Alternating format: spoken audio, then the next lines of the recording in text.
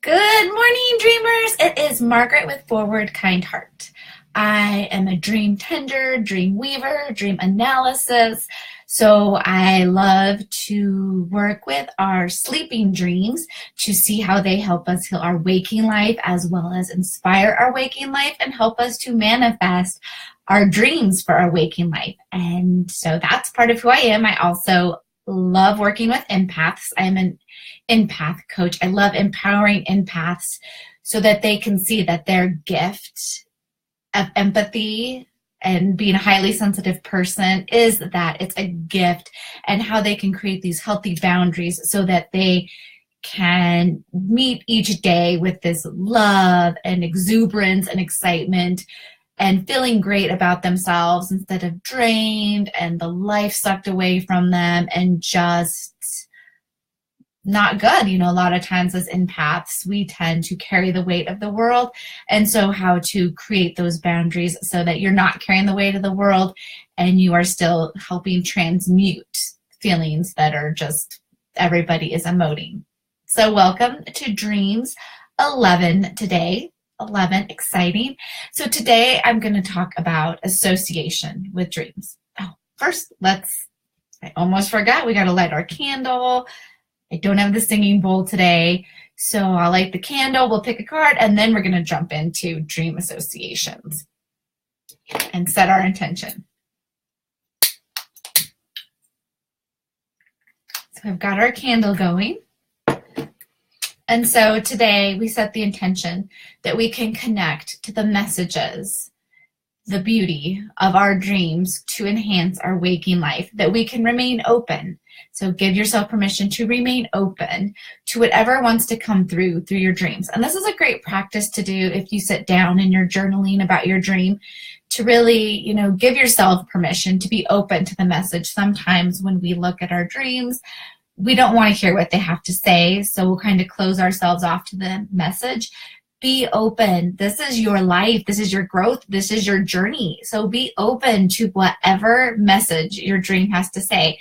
That's how we grow. That's how we change. That's how we transform, is when we stay open and look at those places we don't necessarily want to look at, such as our shadow. And I talk tons about shadow. I love shadow work. And again, shadow is that place. So a lot of times if you're judging somebody else or you're labeling them with words that you don't feel good about, so maybe you feel like they're a liar or they're deceitful or they're pushy, those are words you need to look at and see how you can own those words.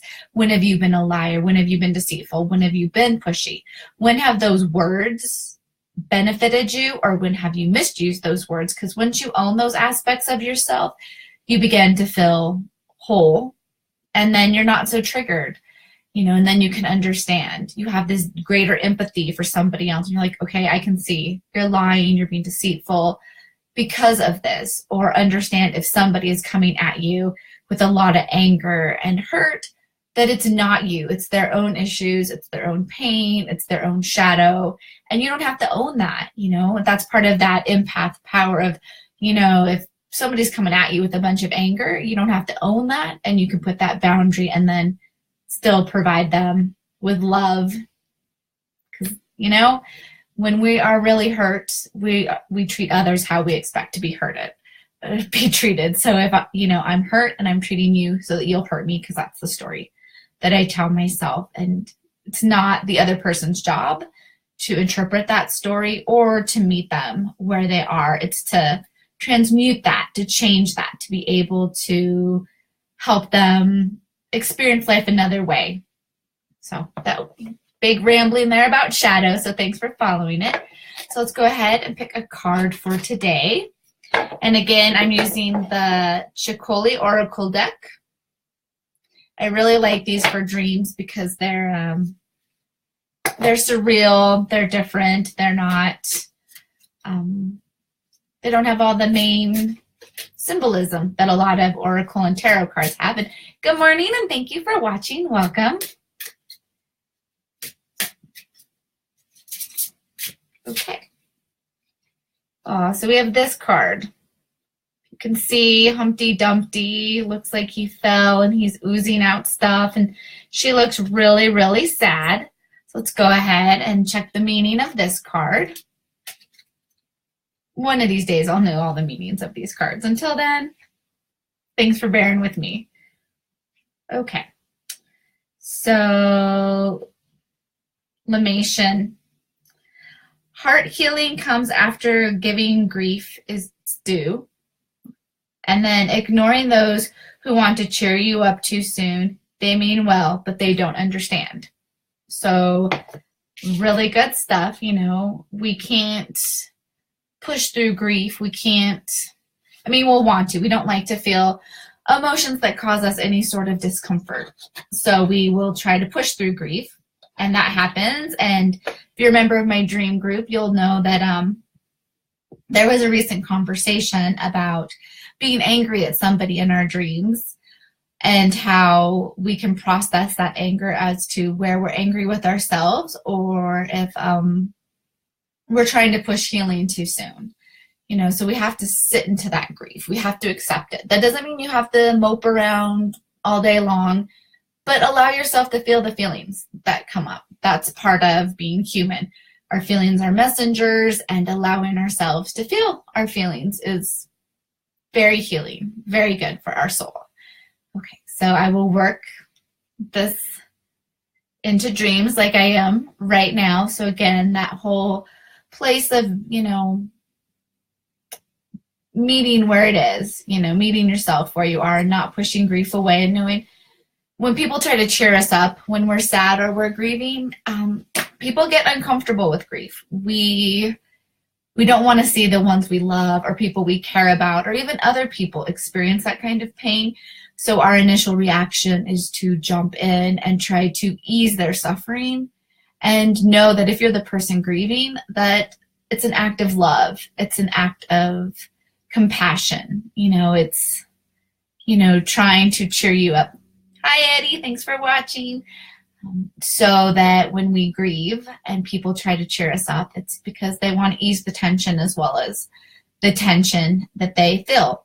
So back to the dream example that I used for this card, when we are upset, you know, and we wake up and we're angry with somebody for something that they've done in a dream, which is, you know, can be really interesting. When we wake up and we know, our rational mind is like, they didn't do that to you, that didn't happen. You know, that doesn't always ease it or make it any less painful or hurtful, because we are hurt, we're angry. So it's looking at what transpired in that dream. What did that person do to make you angry? What did that person do to upset you? And then see if you're angry at yourself for treating yourself that way, treating yourself how the other person treated you, that you're angry about. Also look at, are there insecurities there? You know, a lot of times when we wake up because we're angry because somebody wronged us, that can really be because we have wronged somebody else and we're feeling guilty about it, or we're feeling really insecure. I think of cheating dreams, when we dream that somebody has cheated us or cheated on us. A lot of times that comes from that insecurity that we're missing, that we are not enough for that person, so that person's going to go elsewhere. In dreams where we cheat, a lot of times that is an indication that we are missing something in our relationship, that our partner's not providing it for us or we're not providing it for us. So looking at what is missing in my relationship. How can I honor this, either through myself, through other relationships like friends, or what conversation do I need to have with my significant other to really facilitate what is missing in this dream. So, you know, if you're cheating or you've been cheated on and you wake up really angry, it's a clue that you're feeling something's missing in your dream, or you're feeling that you are not adequate enough for your partner. So then how do you feel adequate enough? What insecurities need to be addressed? And sometimes you can just have that conversation. You know, I had this dream you cheated on me and I was really, really upset. You know, how are you feeling our relationship's going? How are you feeling that things are working with us? Or even in yourself, are you cheating yourself? Are you being dishonest with yourself? Are you not honoring yourself? So really being able to tap into those messages. So today's theme was association. And so this is kind of the first go-to in dream interpretation to really kind of figure out what your dream is trying to tell you. And so association, a lot of times is just the first thing that comes to mind when we associate something with our dream. So it's that, so the dream example, I dreamt the other night that I was covered in ladybugs. Ladybugs all over me. So we're going to go into association and then the deeper layers of dream interpretation. So ladybugs, my association would be the first thing that comes to my mind. The first thing I relate to ladybugs. And it's that first connection. It can't be, so when I think of ladybugs, I think of the time in Florida that I got bit by a ladybug and I didn't like ladybugs for a while. Okay, so the first thing would be that I really didn't like ladybugs for a while because everything else is stretching too far. Or I could think, oh, ladybugs. My boyfriend loves ladybugs. That's going too far. It's that first association. My feelings, how I think of ladybugs. So if I dreamt of a blue sweater, it would be, okay, blue sweater, what sweater, warmth, blue, I'm sad. Like that. It can't be a blue sweater that my aunt made for me. That's going way too far. So it's that very first thing. Unless you were wearing the blue sweater that your aunt made for you. Then you could be like, okay, that was the blue sweater. Okay, so it's that very first thing. So the ladybug dream. So I dreamt that I had ladybugs and they were all over me and there's like baby ladybugs crawling on me. And so the first thing is ladybugs. They're cute, okay. I didn't like them for a while. So I wrestled with that whole feeling because I wasn't scared. So really tapping into what's that emotion. I think I was surprised at first. I was shocked as I looked down and there's these like colonies of ladybugs just all over me. So I'm like, okay, so I was curious. I was wondering, what they were. So I went with, okay, this dream is a dream about curiosity. This dream is about community, right? Because I have these communities of ladybugs that are just covering me. So that is really how association works. And then you can take it to that next level. So I associate these ladybugs and colonies and curiosity. So being curious about community. Hi, Erica. Thank you for watching. So then because I'm curious, I went to, I did my own. So always start with your first interpretation. Don't be getting on the web or your dream book. That stuff is important. That stuff is about the collective. That stuff is about cultural feelings, about whatever the subject matter is. But you have to start with you. Like I said, with ladybugs. Some people love ladybugs. Told you my boyfriend loves ladybugs. I did not always love ladybugs. Like I said, I got bit by one in Florida. It hurt, so I kind of had an aversion to ladybugs for a while. And I can look at that. Is that my shadow coming in? This aversion to ladybugs. What is it about ladybugs?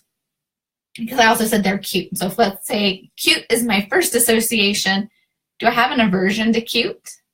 And looking at those places. So then after I work with my initial feelings, which was, we came up with, there could be an aversion to cute things, community, curiosity, and being open. So those were the first associations. And tribe. I think there was an element of tribe to this dream because my daughter and my mother were in this dream. And they were, talking with me and just very open.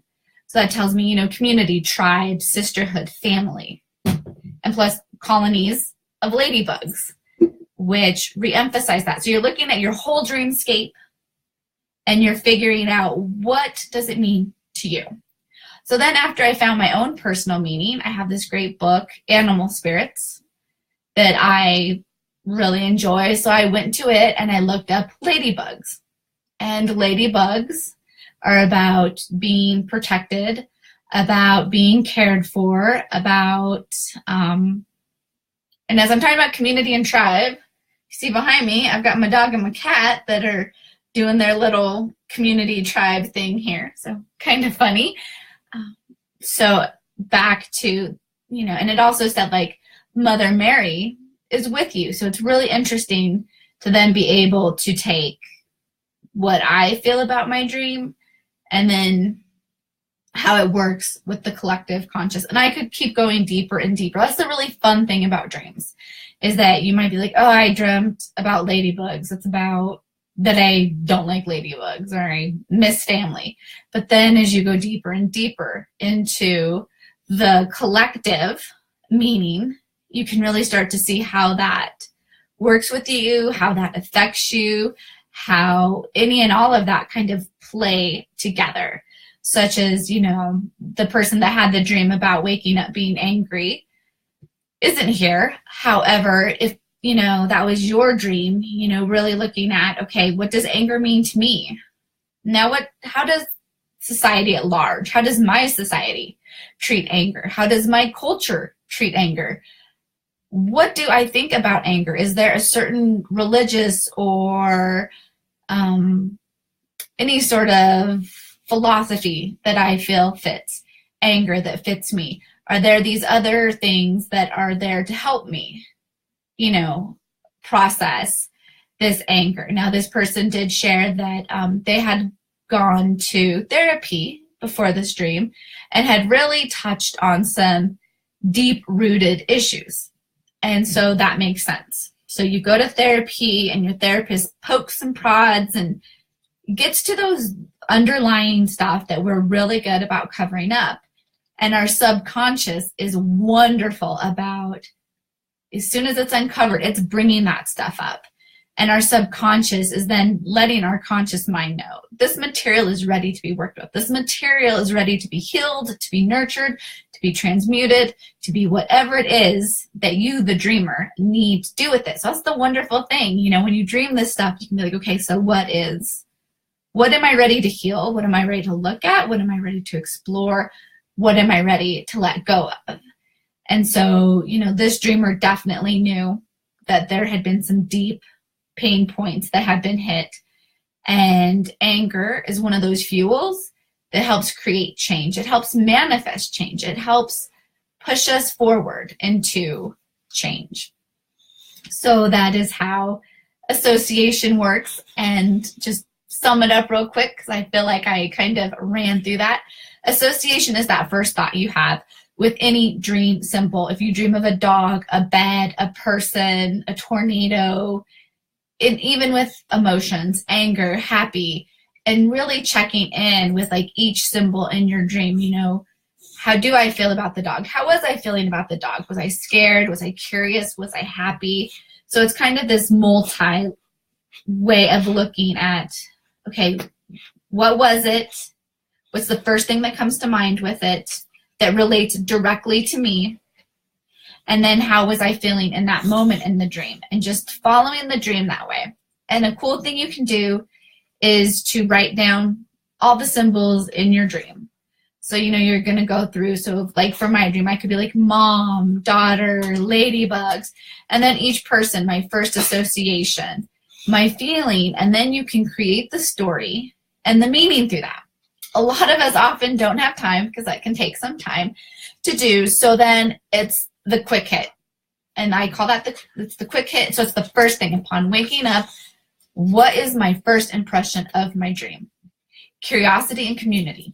Right there. Okay, bam. Curiosity and community. And then I can take that and work with it.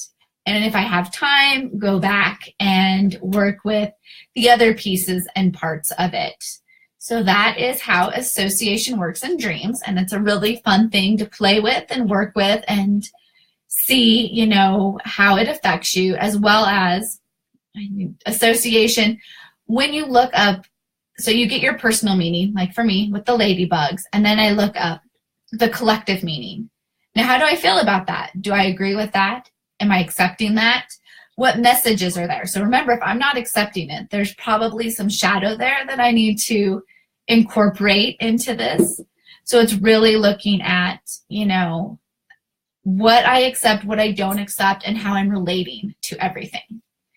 So thank you for watching. If you want to participate, if you have a dream you want to share, of course, join me live, and don't hesitate as I am sitting here talking away. I want to engage with you. Write your dream and we can start a conversation about your dream. If you're a little hesitant, message me, email me, send me your dream, and, you know, I will ask if I can say, you know, Erica shared this dream, and if Erica's watching, then she can go ahead and interact with me. By all means, you can tell me, no, I just want to hear what you have to say. Don't call me out. That's perfectly fine. For those that watch this, you know that I will often say a person, because that person has already told me, yes, use my dream, but you know, because it can be deep, you know, to kind of sit here and then have your dream picked apart and be like, have those aha moments. So I get it and I understand. So you can always join me live. You can watch the replay. Send me your dreams, however you want to send them to me. And each week I will meet you here at 11 Mountain Time on Friday mornings to dive and delve into the beauty of our subconscious. And again, thank you for watching. Have a wonderful weekend and a week, and I'll see you next week. Bye.